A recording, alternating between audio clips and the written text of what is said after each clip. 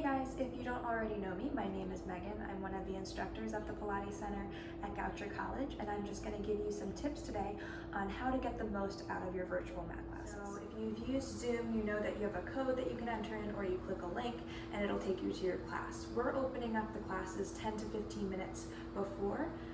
Have a visitor. 10 to 15 minutes before each class. There'll be a teacher there taking attendance, and we recommend that you join 5 to 10 minutes before. That way we just make sure we get all the kinks out and you can set up your camera. Speaking of setting up your camera, let's talk about setting up your camera. So we understand that some people don't want to turn on their video, and that's perfectly fine. We understand, but we do believe that the way to get the most out of your class is to have that video on.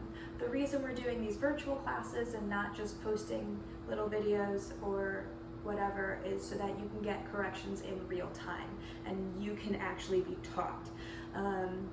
Again, totally your decision.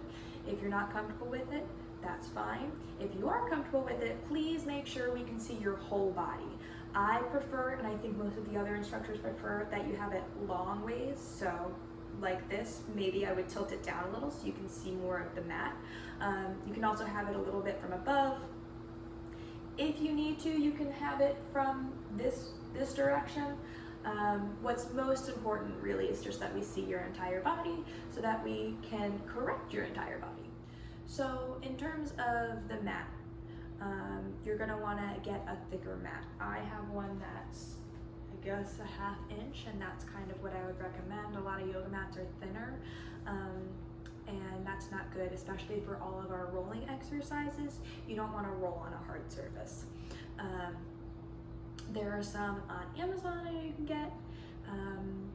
If you want to splurge a little bit, you can maybe invest in an Airx mat. I know a lot of people really like them. If you really want to splurge, but it's worth it, you can get a Grotz mat, a rigid mat, a folding mat, a contour mat. Those are Pilates mats. I'm going to talk about props. So if you use a prop in our studio, you're going to need to use something at home. We use props for a reason, right? They're not just there. So if you use a pillow, if you happen to have a pillow from Grotz, use that. If you don't happen to have a pillow from Grotz, towels work great. Or you can use a little tiny pillow, but I really think rolling up a hand towel and putting it behind your neck is good support. Speaking of towels, if you normally stack your mat in our classes or you sit on the actual contour of the mat, then you're gonna wanna prop yourself up somehow here. And so I'm talking about when we do spine stretch forward or the saw, right? If you need a little bit of extra space because you're stiff or what have you. So again, you can use a pillow or a cushion, that's fine. I think that they sink a little bit too much, so I have like 3 towels folded up and propped here, and that's gonna give you more support. It's not gonna smoosh down. Last thing I'm really just gonna gloss over because we're gonna do a more in-depth video about it. I'm gonna talk about progressions. So the most important thing is that when we're not there with you, you really need to pay attention to how your body feels and keeping your body safe. And that's what progressions are for. Number 1, they keep you safe.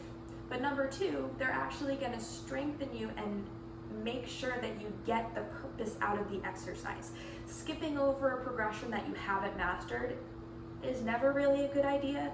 Can you do it? Yes, but they are there for a reason. So that's it, just a couple little things that hopefully will enrich your Pilates practice while you're at home. Thanks so much, guys. See you on the mat.